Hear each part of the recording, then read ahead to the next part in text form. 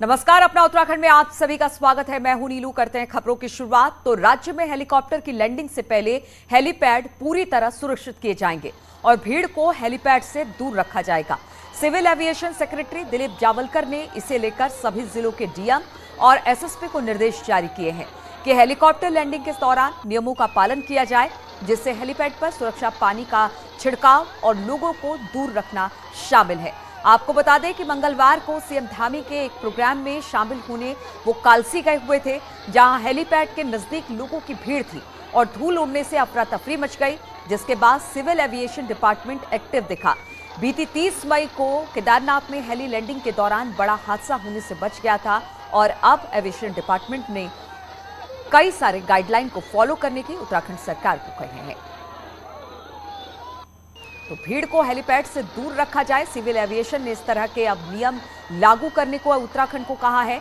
हम आपको बता दें कि क्या कुछ हुआ था जिसके बाद ये आदेश आया है। तो राज्य में हेलीकॉप्टर की लैंडिंग से पहले हेलीपैड पूरी तरह सुरक्षित किए जाएंगे और भीड़ को हेलीपैड से दूर रखा जाएगा। Civil aviation secretary Dilip Javalkar ने इसे लेकर सभी जिलों के डीएम और एसएसपी को निर्देश दिए हैं।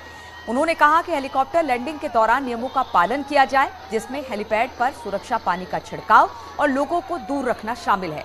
ऐसा इसलिए कहा गया क्योंकि मंगलवार को सीएम धामी के एक प्रोग्राम में शामिल होने वो कालसी पहुंचे थे, जहां हेलीकॉप्टर के हेलीपैड के नजदीक लोगों की भीड़ जमा हो गई थी। इसी पर बातचीत करने के लिए दीपांकर भट्ट हमारे साथ जुड़ गए हैं।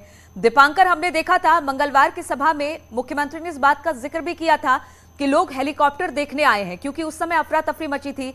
लेकिन अब सिविल एविएशन की तरफ से साफ तौर से कह दिया गया है कि जब कोई हेलीकॉप्टर लैंड करेगा तो किस तरह के नियम कानूनों के साथ इसे लैंड करवाया जाए। बिल्कुल, सिविल एविएशन डिपार्टमेंट की तरफ से कहीं पर भी हेलीकॉप्टर की लैंडिंग हो या फ्लाइट की लैंडिंग हो, उसके लिए कुछ नियम तय है और नियम का पालन होना चाहिए। लेकिन कालसी में मंगलवार को जब मुख्यमंत्री गए थे तो वहां पर जो भीड़ थी वो हेलीपैड पे ही खड़ी थी, जिस वजह से वहां पर अफरा तफरी मची, धूल का गुबार उठा।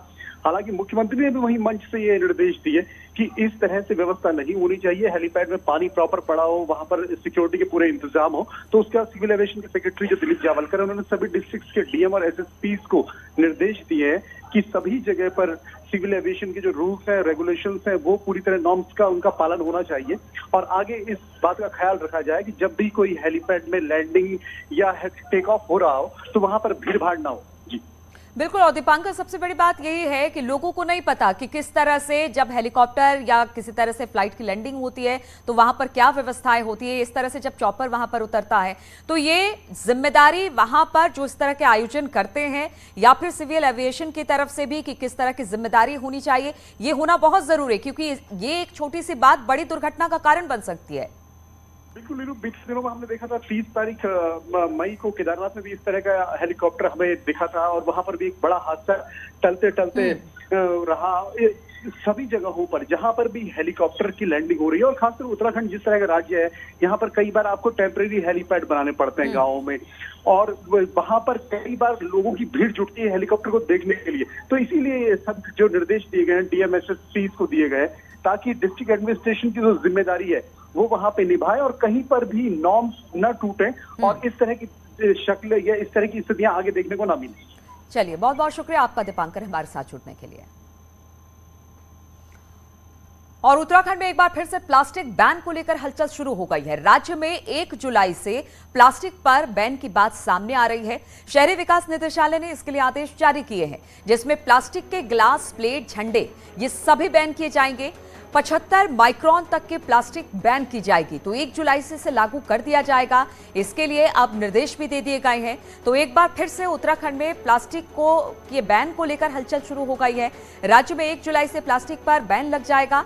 बताया जा रहा है कि शहरी विकास निदेशालय ने इसके लिए आदेश जारी किए हैं, जिसमें बताया गया है कि प्लास्टिक के ग्लास, प्लेट, झंडे ये सभी बैन रहेंगे। 75 माइक्रोन तक के प्लास्टिक को बैन किया जाएगा। और जोशीमठ में हेलंग के पास खेल मैदान बनाए जाने को लेकर 100 से ज्यादा हरे पेड़ काट दिए गए। प्रशासन, वन विभाग और टीएचडीसी कंपनी की देखरेख में ये पेड़ काटे गए। पेड़ काटने को लेकर कुछ ग्रामीणों ने आपत्ति भी जताई। हरे भरे पेड़ों के काटे जाने से ग्रामीणों में नाराजगी भी देखने को मिली। इसी पर बातचीत करने के लिए नितिन सेमवाल हमारे साथ जुड़ गए हैं। नितिन, जिस तरह से हरे भरे पेड़ों को काटा गया, लोगों ने इसका विरोध किया, लेकिन प्रशासन की तरफ से क्या कहा जा रहा है? जी, अभी तमाम विभागों से बात हुई है, चाहे वो वन विभाग हो या सरपंच हो या टीएडीसी हो। उनका ये कहना है कि पूर्व में ग्रामीणों के द्वारा यहाँ पे खेल मैदान बनाए जाने को लेकर प्रस्ताव पारित हुआ था, उसके तहत ये कार्रवाई की गई है। लेकिन अब कुछ ग्रामीण ऐसे हैं जो इसका विरोध कर रहे हैं। अभी हमारी टीएडीसी के अधिकारियों से भी बात हुई तो उन्होंने कहा है कि पशुपालन का कार्यालय और सरपंच कार्यालय इत्यादि जो है वो इस भूमि पर बनाए जाने हैं और उसके लिए ये पेड़ काटे गए हैं। लेकिन लोगों का ये कहना है कि इस तरीके से हरे बड़े जंगलों को नुकसान पहुंचाना कहीं भी ठीक नहीं है, इससे पर्यावरण को भी नुकसान होगा। और जहाँ एक और पर्यावरण संरक्षण की बात हो रही है तो वहीं इस तरीके से पेड़ों पर आड़ी चलाना भी दुर्भाग्य है। जी चलिए, बहुत बहुत शुक्रिया आपका नितिन।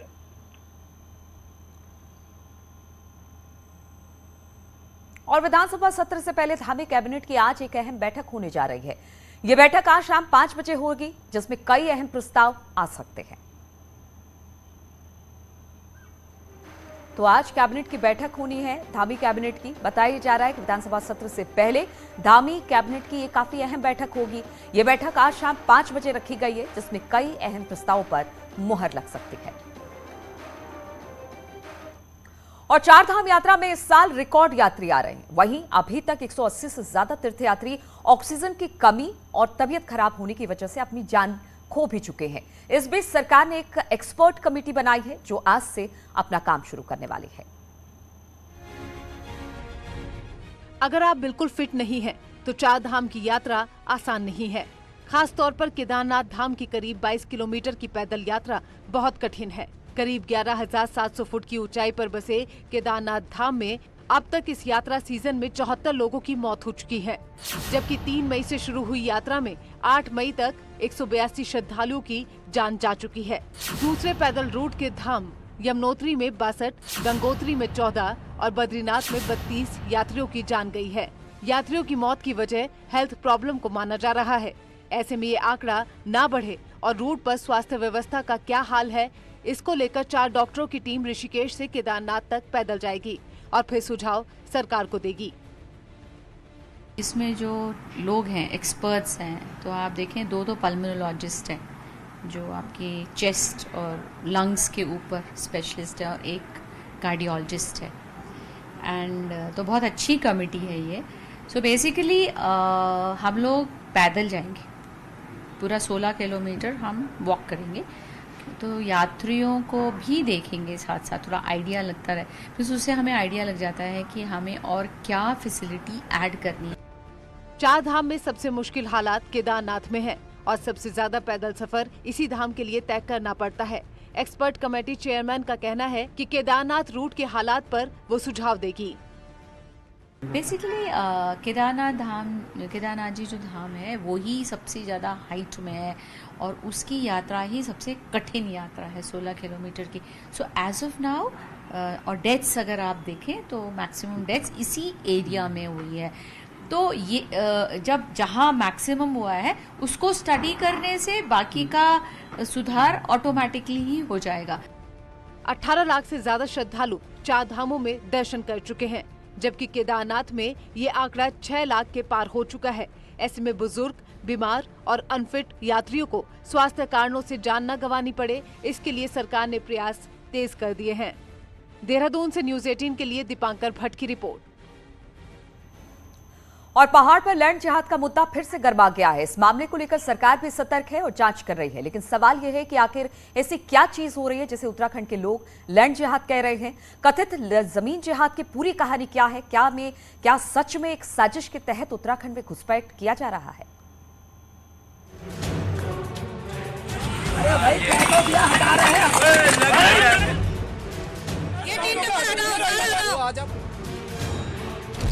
यूनिफॉर्म सिविल कोड के बाद लैंड जिहाद के खिलाफ चलेगा हंटर। पीर बाबा का अंधेरे में रहेगा तो चोरी क्यों कर रहा बिजली की? क्या मजार के विवाद से मुक्त होगा उत्तराखंड? लोग जंगल से लेकर सड़क तक बने मजार को चादर जिहाद बोल रहे हैं और सरकार से कार्रवाई की मांग कर रहे हैं। सितंबर में सीएम धामी ने माना कि कुछ लोग उत्तराखंड में आकर बस गए हैं उनकी जांच की जा रही है। लेकिन सवाल है कि वो कुछ लोग कौन हैं? इस सवाल का जवाब इन तस्वीरों में आप देख सकते हैं। सड़क के किनारे, जंगल में, यानी जहां भी खाली जगह मिले वहां पर मजार बना दिए गए। देहरादून में शास्त्री नगर के मजार को लेकर कई साल से विवाद चल रहे हैं।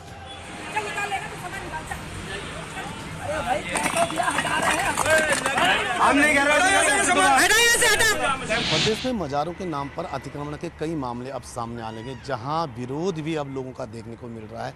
अब कुछ दिन पहले ये अभी हम खड़े हैं शास्त्री नगर में, आप यहां पर देख सकते हैं कि मजार बनी है।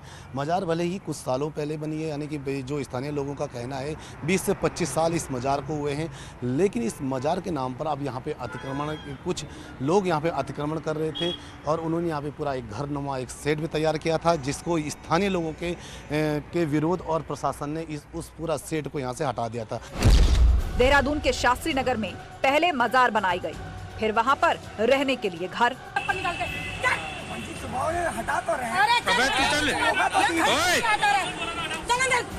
और धीरे धीरे आसपास की जमीन पर अतिक्रमण कर लिया गया। NH यानी कि नेशनल हाईवे सामने है। देहरादून हरिद्वार का ये पूरा नेशनल हाईवे है, उससे कुछ ही लगी हुई ये मजार है। यहाँ पे इस तरीके की जो घटनाएं देखने को मिली थी और ऐसे ही कई मामले अब देहरादून के अलग अलग जो क्षेत्र हैं, अलग अलग जो इलाके हैं, वहाँ पे ऐसे ही मामले देखने को मिले हैं।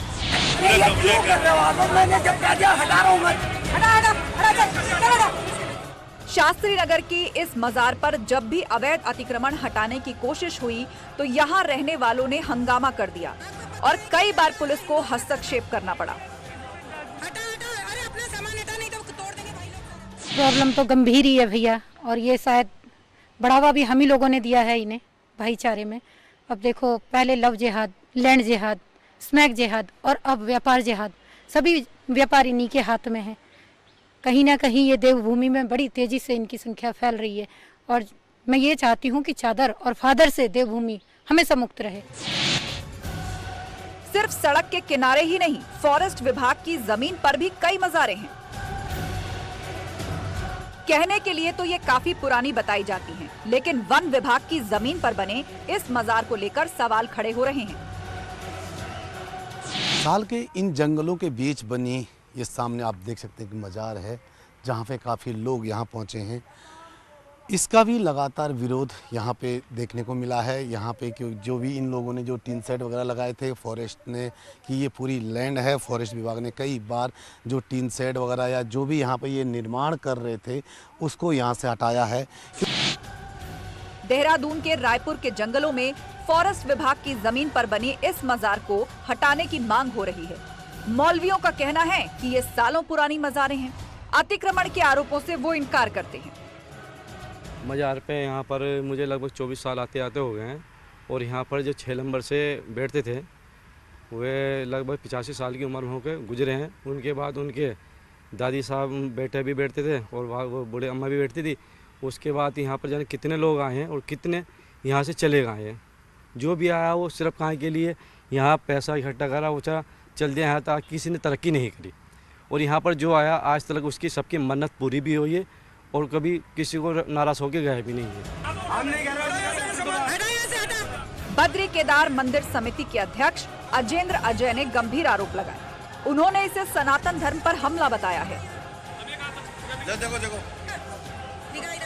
ये कोई अनायास घटना नहीं है, ये एक सुनियोजित तरीके से एक प्लान्ड वे में समुदाय विशेष के लोगों द्वारा इस गतिविधि को अंजाम दिया जा रहा है।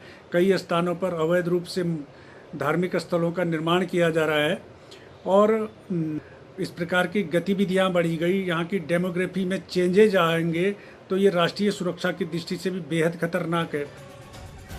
बीजेपी विधायक दिलीप सिंह रावत ने भी इस मुद्दे को उठाया है और इस तरह के कार्य को बहुत बड़ी साजिश करार दिया है। उत्तराखंड में इस समय एक बहुत बड़ी साजिश चल रही है और जगह जगह मजार के नाम पे अतिक्रमण किया जा रहा है और मैं समझता हूं कि विशेष धर्म के लोग इस प्रकार के काम कर रहे हैं और इसलिए सरकार से मेरा निवेदन है कि वो इन ऐसे लोगों पर कठोर कार्रवाई कर उनके दंडित करने का काम करें, अन्यथा हिंदू अगर जाग गया तो फिर समझो कि इसके कोई दुष्परिणाम हो सकते हैं। देहरादून के लोगों ने पुलिस से भी इस बात की शिकायत की है। कई बार पुलिस ने इस मामले को नोटिस में लिया है। कोई भी किसी भी तरह का अतिक्रमण गलत है और उसको टॉलरेट नहीं किया जाना चाहिए, परंतु उसमें प्राथमिक ड्यूटी संबंधित विभाग की है। अभी मैंने जांच ऑर्डर किया, अखबार में देख करके माल देवता की तरफ जो बता रहे हैं कि पहाड़ काट दिए, पेड़ काट दिए, तो पुलिस तो कार्रवाई हमेशा करेगी, बट नॉर्मली जो संबंधित विभाग है उसको रिपोर्ट करना चाहिए कि भाई हमारी ज़मीन पे कोई गलत काम हो रहा है, क्योंकि ज़मीन के ओनर तो फिर वो विभाग होता है ना। मान लिया वन विभाग है या कोई नगर निगम है या ग्राम पंचायत है, तो अगर वो लोग आगे बढ़ कर के आके FIR कराते हैं तो हम बहुत ही तगड़ी और सख्त कार्रवाई करेंगे।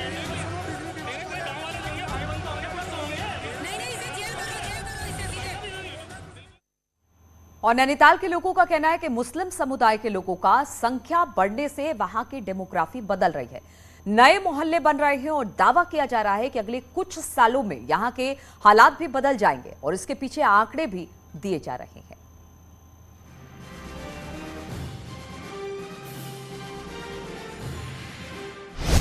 क्या नैनीताल की डेमोग्राफी बदल रही है? जो एक डेमोग्राफी चेंज हो रही है, जो एक रेशियो चेंज हो रहा है, उस पर नितांत आवश्यक है कि कार्रवाई की जाए। क्या नैनीताल में बढ़ रही है मुसलमानों की संख्या? देखेंगे, चाहे वो व्यापार हो, चाहे वो जनसंख्या हो, चाहे वो मस्जिदों का विषय हो, चाहे अन्य और विषय भी हो, लगातार बढ़ोतरी होती जा रही है। शांत पहाड़ पर अपराध भी बढ़ने लगे हैं। 10 साल में नैनीताल में अपराध कई गुना बढ़ गया है। 2011 की जनगणना के मुताबिक नैनीताल में मुस्लिम आबादी 11% थी। 2022 में इनकी आबादी 12.65% हो गई। 10 साल में मुस्लिमों की संख्या 20,000 से ज्यादा बढ़ी है और बहुत से लोग ऐसे रहते हैं जिनके बारे में न तो सरकार के पास कोई डाटा है और न ही स्थानीय लोग उन्हें पहचान पाते हैं। ये जो शांत सा प्रदेश है, इसमें लगातार बाहर से आ रहे लोगों द्वारा अब क्राइम रेट भी बढ़ता जा रहा है इस प्रदेश का, तो ये निश्चित ही बहुत एक संवेदनशील विषय है जिस पर माननीय मुख्यमंत्री जी ने संज्ञान भी लिया है और आगे भी इस पर कार्रवाई करेंगे, मुझे ऐसी उम्मीद है। नैनीताल के Tallital Buchadkhana, Metropole, Pardadhara, Barapathar, Rukot compound, Popular Compound में अवैध बस्तियां बनाई गई हैं। इस इलाके में चलने वाले होटलों में बाहरी लोग ज्यादा रहते हैं। इसमें देखिए, किसी विशेष समुदाय के बारे में हम ये बिल्कुल भी नहीं कहना चाहेंगे कि किस समुदाय ने क्या किया। हम एक सर्वे करा रहे हैं कि चाहे वन भूमि हो, नगर पालिका की भूमि हो या फिर शत्रु संपत्ति हो, ऐसी जगहों पे जो सरकारी संपत्ति पे अवैध रूप से काबिज हैं, उन लोग को हम लोग खाली कराएंगे।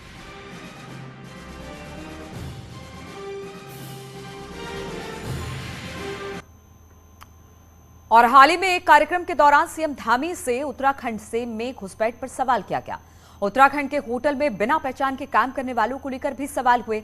इस पर धामी ने साफ साफ कहा कि सबकी पहचान की जा रही है। प्रणय जी, इस पर हम लोगों ने पहले से ही सत्यापन चलाया हुआ है।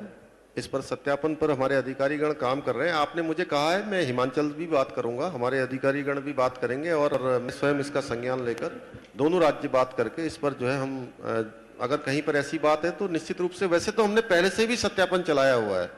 अभी नई सरकार का जैसे ही हमारा गठन हुआ है तो हमने हर क्षेत्र में सत्यापन चलाया हुआ है। हजारों लोग इस सत्यापन की उस पर हैं, उनके रडार पर हैं। अगर ऐसा होगा तो निश्चित रूप से उस पर कार्रवाई होगी। और चारधाम यात्रा के मद्देनजर बड़ी संख्या में पहुंच रहे हैं तीर्थयात्रियों के बीच ठग गिरोह भी अब सक्रिय हो गए हैं, जो यात्रियों को बातों बातों में उलझाकर ठगी कर रहे हैं। ऐसे ही एक गिरोह है, ऋषिकेश पुलिस ने इसका भंडाफोड़ किया, जो बैंकों में लोगों को धोखाधड़ी से अपना शिकार बनाते थे, जिनके कब्जे से नकली कागज के नोटों की गड्डी और ठगे गए 69,000 रुपए बरामद हुए हैं। गिरोह के शातिर सदस्य बैंकों में लोगों को बातों में उलझाकर ठगी का शिकार करते थे। पुलिस ने ऐसे 6 लोगों को दबोचा है। बाहर ले गए और उसको नकली जो कागजों की गड्डी थी वो पकड़ा दी और उसके असली पैसे लेकर के वहाँ से फरार हो गए। एक्शन में आई जैसे सूचना मिली और सारे लोगों को यहाँ की पुलिस की टीम बनाई, सारे रास्ते कवर किए गए। उसके उपरांत ये ब्रेजा गाड़ी भी पकड़ में आई और ये 6 के 6 अपराधी पकड़ में आए, जिनसे ये सारा का सारा पैसा बरामद हुआ। और नैनीताल में न्यूज 18 की खबर के बाद लेक ब्रिज चुंगी के वापस पुराने स्थान पर शिफ्ट कर दिया गया है। नई जगह पर बनी चुंगी से शहर के लोगों के साथ पर्यटक भी परेशान हो रहे थे, जिसके बाद कुमाऊं कमिश्नर ने चुंगी को पुराने स्थान पर ही वापस भेज दिया। साथ ही पालिका के अधिकारियों को भी फटकार लगाई। वहीं कुमाऊं कमिश्नर ने कहा कि नई जगह पर चुंगी शिफ्ट करने का कोई आदेश नहीं था, चुंगी को मनमाने तरीके से शिफ्ट किया गया, जिससे शहर में जाम की स्थिति बन गई थी। चुंगी को तो जो नई जगह शिफ्ट करने का डिसीजन था वो तो लिखित में कागजों में मुझे कहीं मिला नहीं है, किसी के निरीक्षण टिप्पणी उसमें है नहीं। इनफैक्ट यहाँ तक कि पुलिस की भी उसमें कोई सहमति नहीं है। मुझे लगता है कि वो बिना सोचे समझे वहाँ पे शिफ्ट किया गया। बहुत ही सक्रिय जगह है और मैं समझता हूँ कि सभी नैनीताल के निवासी इस बात का समर्थन करेंगे कि जगह बहुत सक्रिय है। वहाँ पे लगातार जाम लग रहा था। और चाइना बॉर्डर तक रोड काटने के बाद पिथौरागढ़ में धार्मिक पर्यटन खूब परवान चढ़ रहा है। खासतौर पर आदि कैलाश और ओम पर्वत के दर्शनों के लिए भारी तादाद में लोग पहुंच रहे हैं। आलम यह है कि शुरुआती जून की बात की जाए तो अब तक 2000 से ज्यादा सैलानियों को इनर लाइन पास जारी हो चुका है।